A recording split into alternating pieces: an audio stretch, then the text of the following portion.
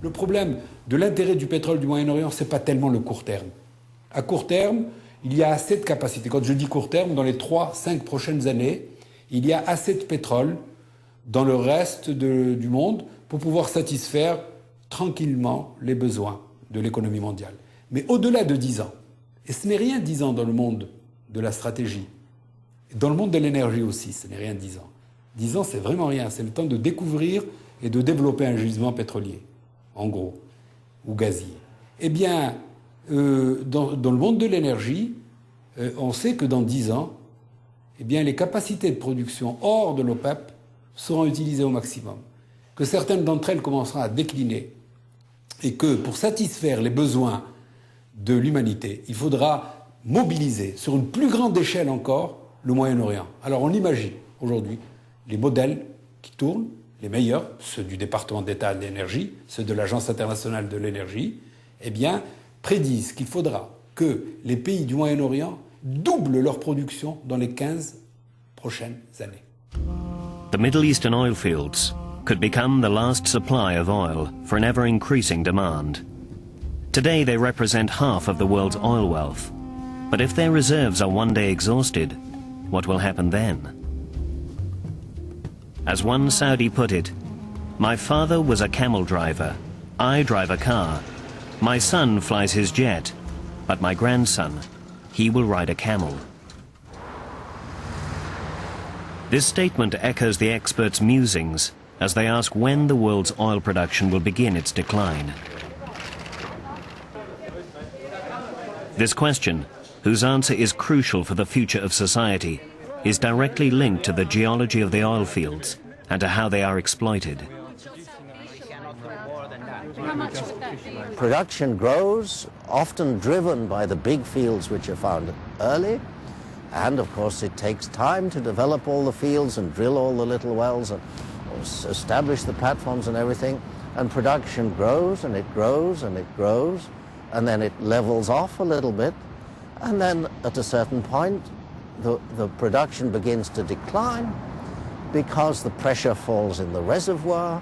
The oil has to move slowly through the rocks. It isn't a big cavern down there full of oil. It's sitting in the minute pore space between the rocks, like a sponge, you could say. So the oil has to move through the rocks, and naturally, as it's taken out, it gets more and more slow to move towards the well bores. So production declines slowly on a long, long tail. Now, we may never run out of oil, you know, because the last drops, there will always be some drop somewhere. So running out is not really the subject we need to address. The real important point is when the growth of the past, which has driven the world's economy, reaches a top and begins to decline. American geologist Dr. King Hubbert considered this question for the first time 50 years ago. He created a revolutionary model to forecast the amount of oil remaining.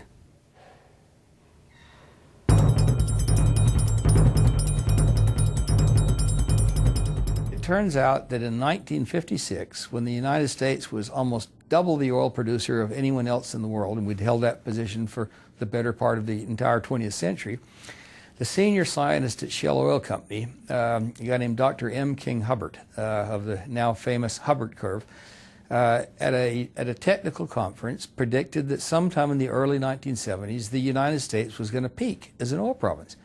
And once we peaked, it didn't really matter how much we drilled, we were going to go into slow and irreversible decline. This technique I used in 1956. The date is interesting because at that time the curve was still going up very steeply. And the average opinion, informed opinion of the people in the U.S. petroleum industry was that this peak date would not occur before the end of this century. A common expression was it wouldn't happen in my lifetime or my grandchildren could worry about oil. In fact, contrary to what the skeptics believed, Dr. Hubbert's predictions proved to be correct. 1970 really was the year when the United States' peak of oil production was reached, and this peak was the sign of a long decline that no new discovery was able to stop.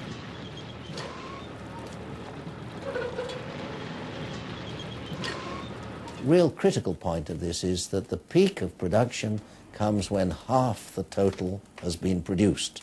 So this is called the midpoint of depletion. When half of it's gone, we can look at this glass, for example. Half of this glass has been drunk. After this point, one can see that the party's coming to an end eventually. This is the halfway point. We've drunk more than remains. And so at the end of the day, we're coming down to the end. It's as simple as looking at 3 glasses on a table. It starts full, the halfway point, and it ends. And if you depict this in terms of production or drinking it, well, you reach a peak of what you drink, and eventually the party comes to an end. Specialists all agree that the decline of hydrocarbon is inevitable, but disagree on 2 other points. The date when world oil production will peak, signaling its decline, and the level of production it will reach at that time.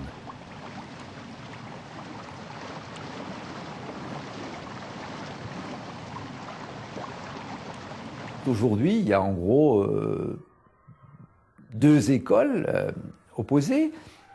Les pessimistes qui nous disent on est très près du pic, c'est dans les 5 à 10 ans qui viennent, et à un niveau peu supérieur au niveau de production mondiale actuelle, qui est de 75 millions de barils jour en chiffre rond pour il y a 2 ans, et disons, il pourrait augmenter de 10 ou 15% selon eux.